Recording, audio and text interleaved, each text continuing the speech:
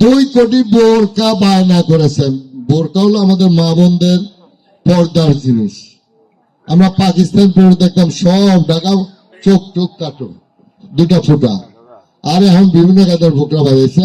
যাই হোক, আমাদের সেই বোরকা হলো আমাদের মা বোনদের পর্দা, আর সেই পর্দা নিয়ে যদি বোরকা নিয়ে যদি ভোট চুরি করতে আসে, আপনি ছেড়ে দেবেন?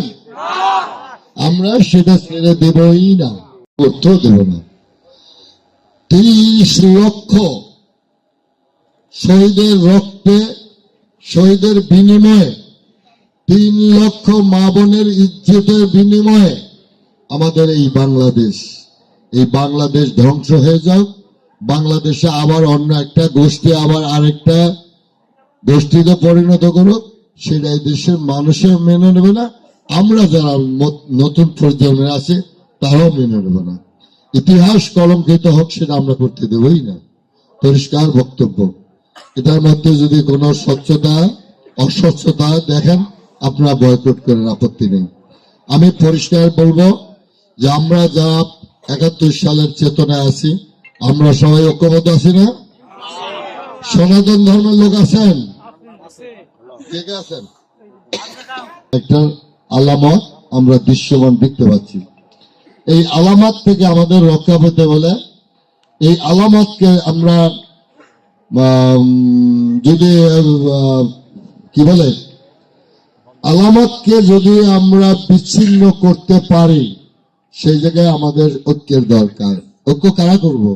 ওরা তো 11 দল জোট করছে পাকিস্তানের চেতনায় আমরা দেশ, ইতিহাস হবে আবার পাকিস্তানের চেতনায়। আমরা চাই 3টা দল একত্রিত হয়ে 71-এর চেতনাকে আমরা ইতিহাসের পাতায় রাখবই। সেটা হলো, আমরা যারা বিএনপির লোকেরা আছেন, নেতারা শুনে রাখেন, নেত্রীরা শোনেন, আমরা এবং আওয়ামী লীগ যারা আছেন ভালো, যারা খারাপ আছেন তারা মনে হয় দেশেও নাই। যারা ভালো আছেন তাদের পাশে আমরা থাকতে চাই এবং আপনাদের আমাদের পাশে রাখতে চাই। আর সনাতন ধর্মে যারা রয়েছেন, বিপদ খালি শুধু আওয়ামী লীগের আর বিএনপি আসবে তা না, কিন্তু আপনাদেরও আসবে কোনো বড় আঘাত। 71-এ যেমন যে হয়েছিল তার চেয়ে ভয়াবহ হবে। তখন তো ভারতে যাওয়া গেছে, এখন কিন্তু আর যাওয়ার সুযোগ নেই।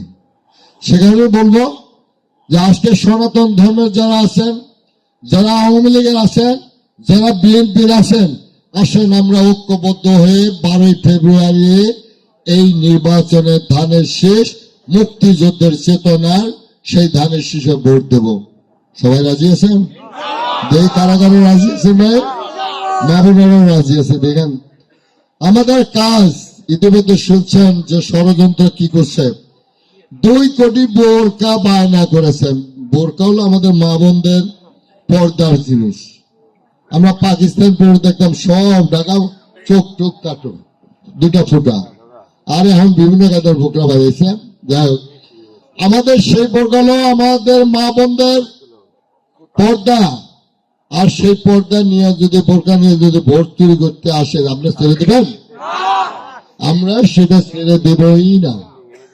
আপনাদের কাছে আসবে বিকাশ নাম্বার নিয়ে, আপনাদের কাছে চাইবে ভোটার আইডি কার্ডের ফটোকপি, টাকা দেবে। টাকা, এই টাকা হারাম।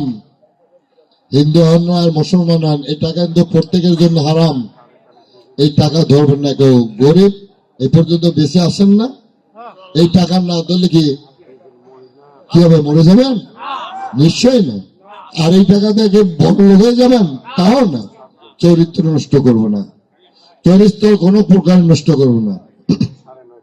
কিছু সতর্ক ব্যক্তি দাঁড়িয়েছেন, ওই 71 চেতনায় নয়, পাকিস্তানের চেতনার কাছ থেকে পয়সা এনে তারা নির্বাচন করে।